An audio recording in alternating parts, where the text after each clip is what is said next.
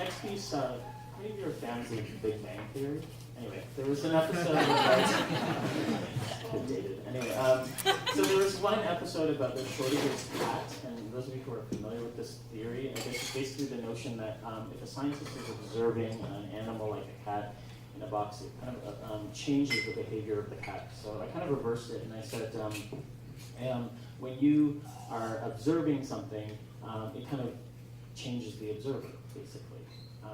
There's one reference that you may not understand, and it's DER, which basically is a reference to dating apps, gay dating apps. Schrödinger's Puss. The act of observing a thing alters its destiny. This is a cautionary tale of tales. Had I not Facebook stalked an ex, I may never have known my replacement's place in my sphere. So now, instead of savoring the greasy, salty numminess of Timmy's sausage muffin combo number 3, I am subjected to the churning, the clenching, the teeth-grinding pleasure of seeing my first beau's present hoe at my station stop. I opened the box, stared at the whiskers, tapping tail, diamonded pupils, and flicking ears. Puss of many lives, once you cowered from company till I coaxed you with caresses and catnip. Then, all bold, you gave head to other calves, choked me out like a fur ball up the windpipe under the couch, still moist from your spit. And yet I kept peering under that lid until one day a new Puss popped into play, came to hang with you at brunch patios, hot tubs, and netted courts. Feline jocks are the worst. And how much more serene would a morning commute be without the acute sense of a past's presence? And does this make me a candidate of some crowdfunding campaign? Save this poor, pathetic lout from never getting past their love decades past. $5 Canadian and counting. We anxiously await your clicks. Have a heart for the romantically deficient, the erotically anemic. Our inbox is waiting. And though this story is more tragedy than fairy tale, the moral to be sucked out the bone is clear. FWBs are greater than BFs. Date once, don't crush. Never love, and if you fall and it fails, just move at least 10K outside his app's radius.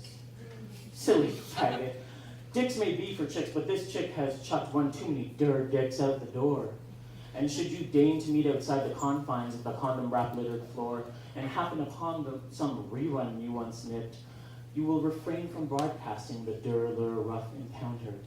And next you see the Puss upon the platform, you will close the lid, take 2 steps back from the yellow line, and pretend your hand never touched that box. Now,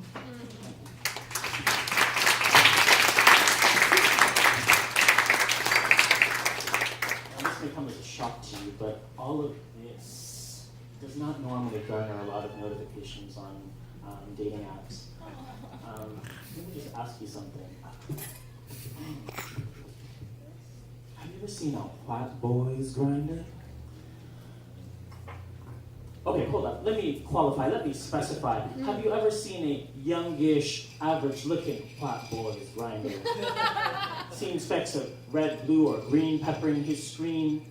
Less evidence of hoeing, more proof of proposition piles. You see where I'm going? Because in spite of sites like sexual racism sucks and douchebags of Grindr, packs of ignorant ball sacks are littering this app fapping land.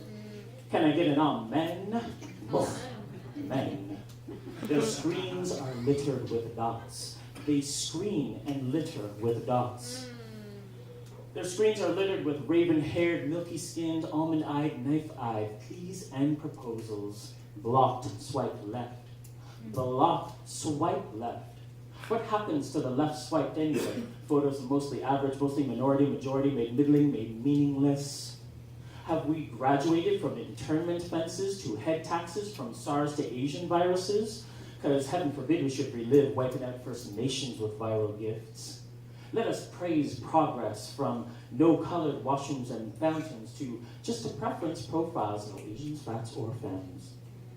So what of the femme, fatty, Asian triple damned left swiped swiftly and blocked and blocked and blocked?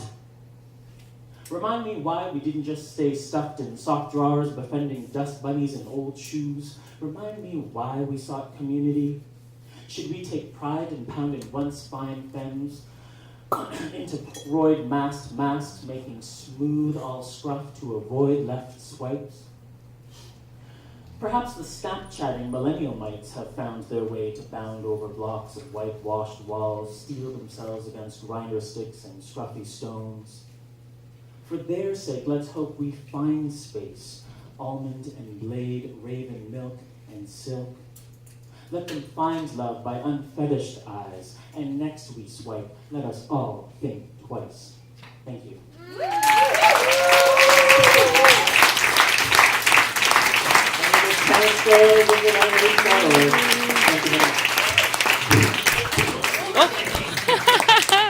Just record that.